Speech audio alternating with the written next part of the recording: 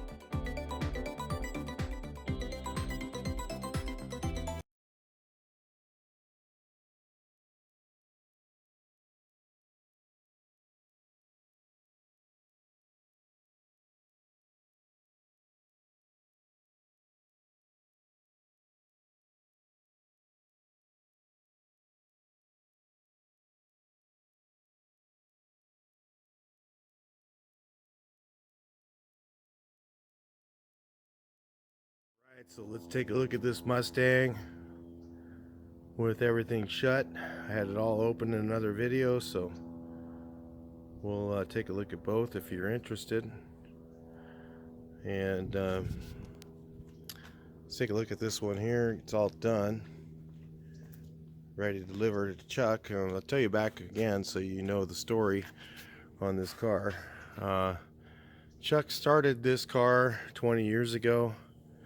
Got it from family. It was a pretty nice car as far as like he's like third owner or something like that.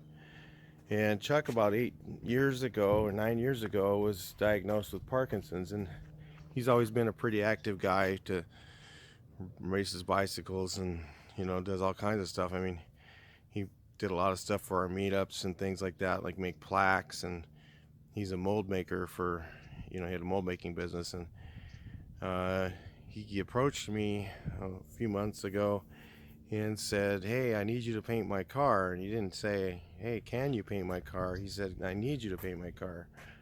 And I see him come up with a walker, and I hadn't seen him in a while. And of course, Chuck's losing his mobility pretty quickly, so kind of worried that he'd be able to ever drive this car. So we went ahead and took on his project for him, helped him get it finished, and basically started out as a paint job. And then it was like, well, I went over there and he goes, "Well, can you like put it together too?" And I'm like, "Well, all right."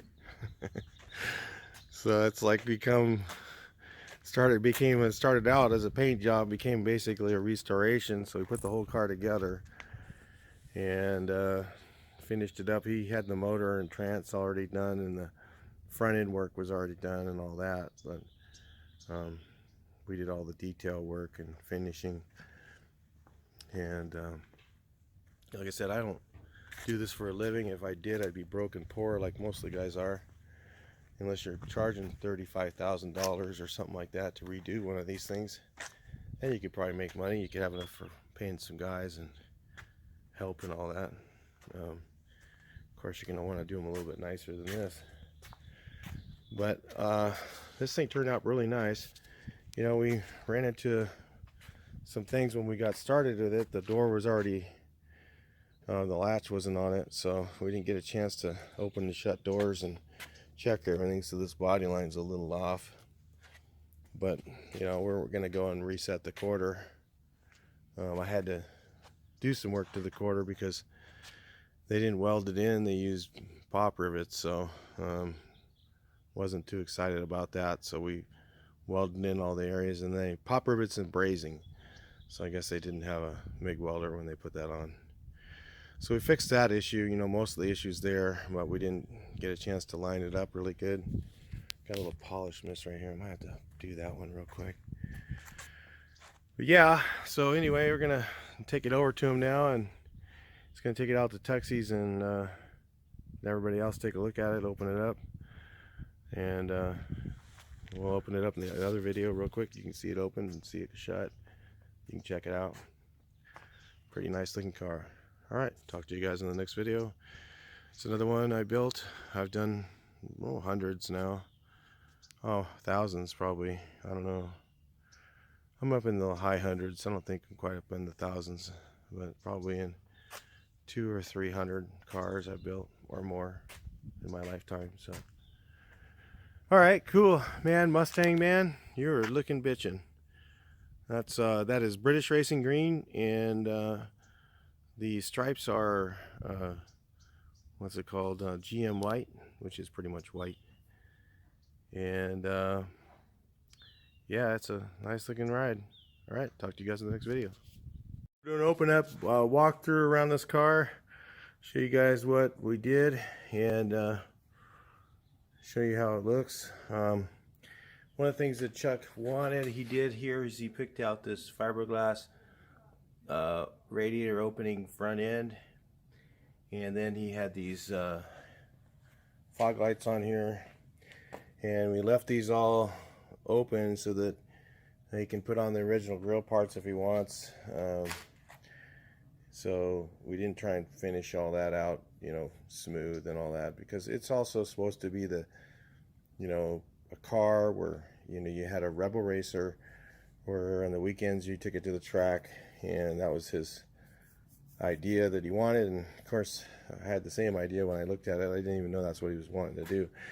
But anyway, so the engine was already in the car, rebuilt, and what we did is we attempted to remove all the stuff from the firewall and paint the firewall satin black. So if you can see, it's satin black all the way around, and then of course we masked off the shocks and just painted that. And if you can see up above, it's green up above that, and this part of the jam is green.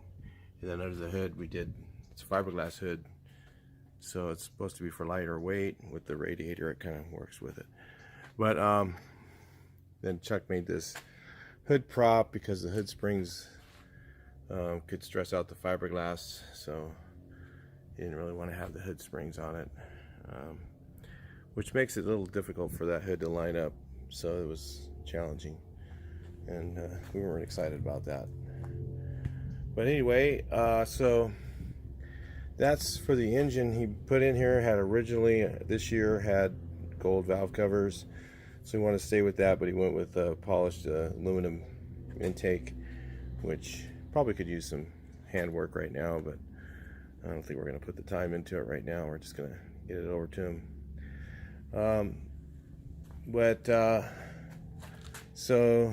The story on this, again, if you guys are just tuning in, brand new, might want to back up and check it out. Like I said, I don't do this for a living. If I did, I'd be broken poor like most guys are. Unless you're charging 30-40 grand to do something like this, you can't make any money really to do these things.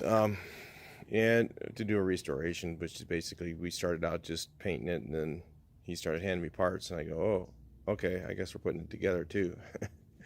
So we ended up doing the whole thing, putting it all together for a project. And Chuck has about 9 years into Parkinson's right now, and he's just about to the point where he's going to lose his mobility. So he desperately asked me to get this done for him, because he was you know, getting to that point. He's a guy that does a lot of stuff for a lot of people, so we want to make sure that, you know, he got his chance to drive it. This has a LED dimmable dome light in here. That's something he had. And we also put the headliner in for him. This is TMI one-piece headliner. Yeah, I don't know, they're a pain in the ass, so just if you want to use one of those, I'd rather put in the Bode one. I could do that easier and faster than that one that's in there. So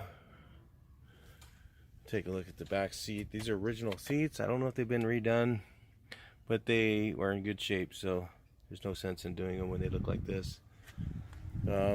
Like his little wood steering wheel I put in, got a little touch there. These are all new parts here. We put in all new rubber. All the rubber around here is all new.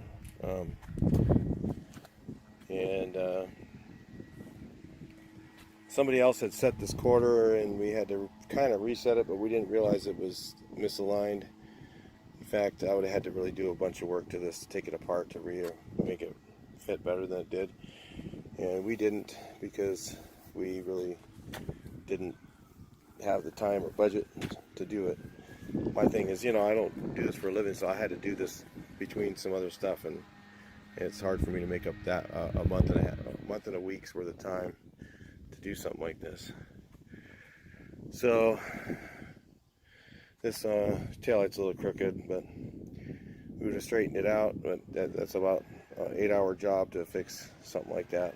Taking it off, fixing it, resetting it, putting it back on, do it about 6 or 7 times till you get it right. And it's like a major job. It takes a lot of time to fix something like that. It's a very small thing, but it takes a lot of time to do. But yeah, we went through and did the trunk lid off, painted underneath it. You know, made the stripes so that they kind of end right here into the trunk a little bit. Painted the inside of the trunk. All this molding here is a real pain in the neck to put on, because there's no clips or anything for that. It's all glue. It's not the funnest way to put in molding. You put in, these are all new down here underneath the car. It's all new. So we painted the valance off, and then we got the paint, so it took the doors off and painted the car so we could get a good finish inside here in the door. You know, nice smooth finish in there too. So our finish goes nice and smooth all the way along, and inside the door jams all the way around here too. And this is actually not orange peel. That's textured metal. Okay. So don't tell me I got orange peel in the door jams. I didn't. They were sprayed about as smooth as you can spray it.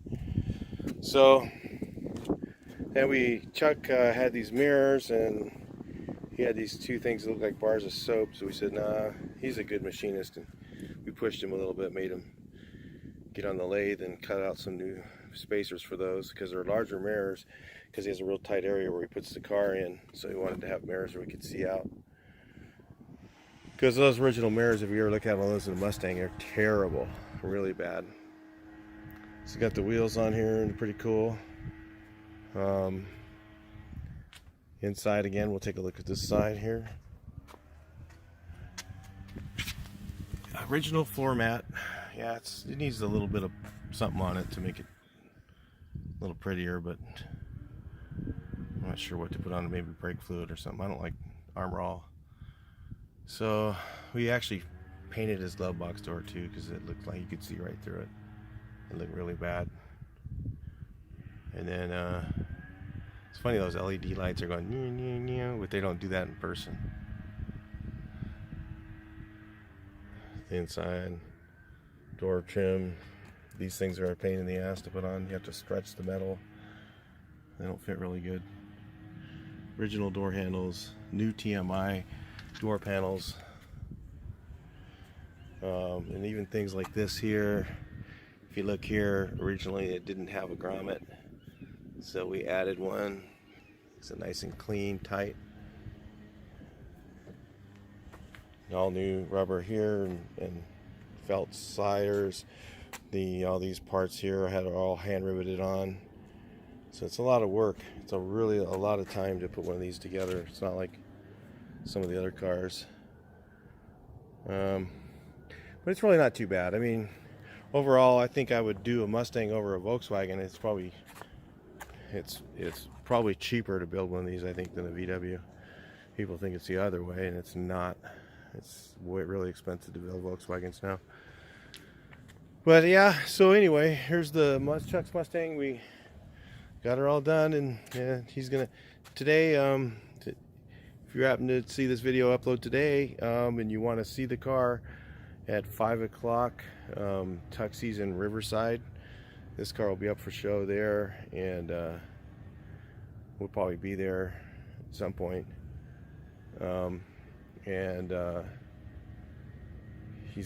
we're gonna put it up near the front and see what happens. Pretty nice car. So anyway, that's it all opened up so you guys can check it out. Anyway, come to the show if you get a chance. If you happen to see it at a show, that's great. He'll probably bring it to a few shows, but mostly I think he's just gonna drive it. I think I would. I'd just drive the crap out of it. Let it get scratched, whatever. Screw it. You got to drive the car. I mean, that's what it's all about, guys. He's gonna go drive this thing until he can't drive anymore, and then when he can't drive anymore, then somebody else will drive it with him. I don't know. We don't want to go there yet. So, Harry, I'll talk to you guys in the next video.